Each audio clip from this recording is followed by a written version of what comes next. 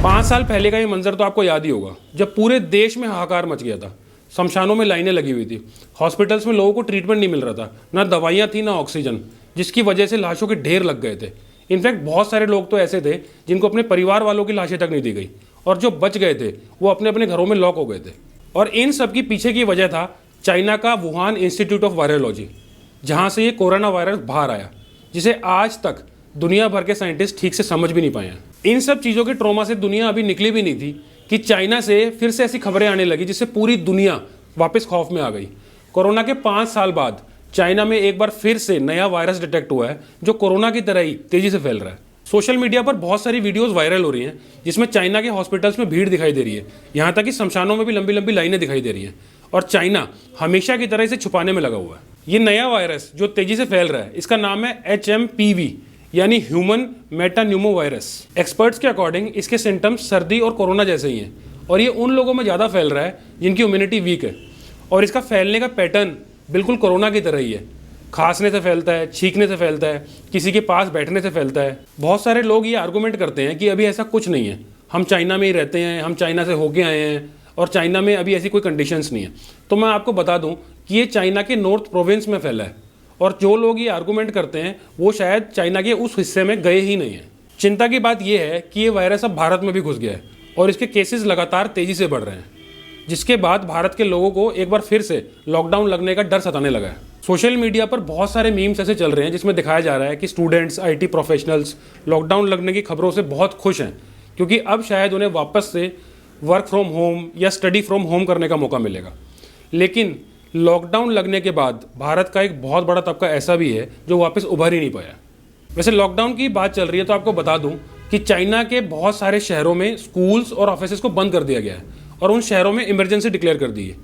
भले ही China in सब बातों को डिनाई करता रहे, लेकिन दुनिया चाइना के ऊपर बिल्कुल भी भरोसा नहीं करती। कोरोना के वक्त भी चाइना ने दुनिया को अंधेरे में रखा, इनफैक्ट WHO को भी इन्फ्लुएंस किया, जिसकी वजह से कोरोना पूरी दुनिया में फैल गया और लाखों करोड़ों लोगों की जान चली गई। लेकिन इन सभी वायरस का एपिसेंटर चाइना का वुहान ही क्यों है?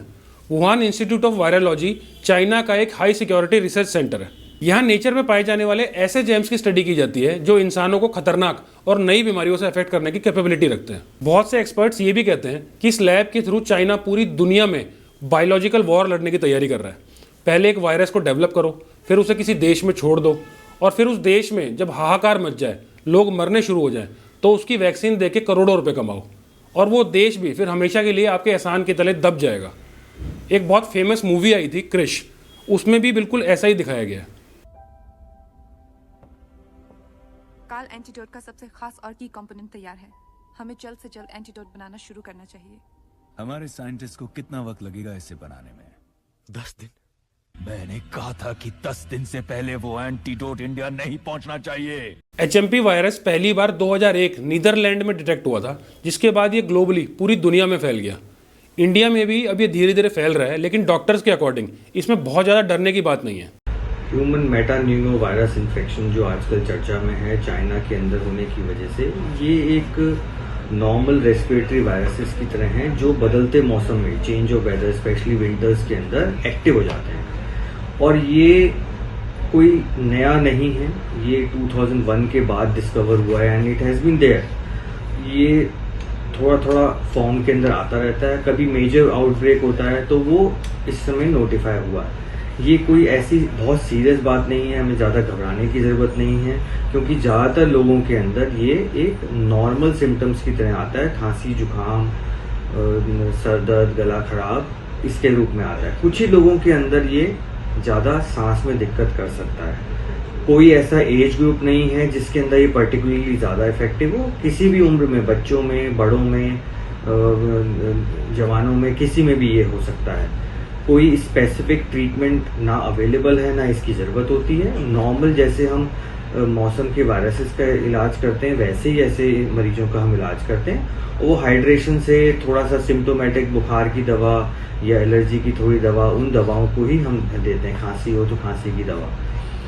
इससे बचने का तरीका यही है कि जिन लोगों को बीमारी हो, जिन लोगों को खांसी जुकाम हो, वो अपने आप को थोड़ा अलग रखें। हम अगर भीड़ में जा रहे हैं, कहीं हैं, तो हम मास्क पहन के रहें, और अपना खाना पीना ठीक रखें। पानी की मात्रा जो हम लेते हैं वो ठीक रखें। हाइड्रेशन वगैरह हमारी बनाए रखें। कोई इसका एज सच अदर कोई प्रिवेंटिव ना कोई वैक्सीन है ना ही कोई मेडिकेशन है। वैसे तो ये वायरस 20 साल पुराना है, लेकिन अब क्योंकि ये चाइना में फैल गया है तो हो सकता है इसका कोई अपग्रेडेड वर्जन आ गया हो और ये और भी ज़्यादा खतरनाक हो गया हो।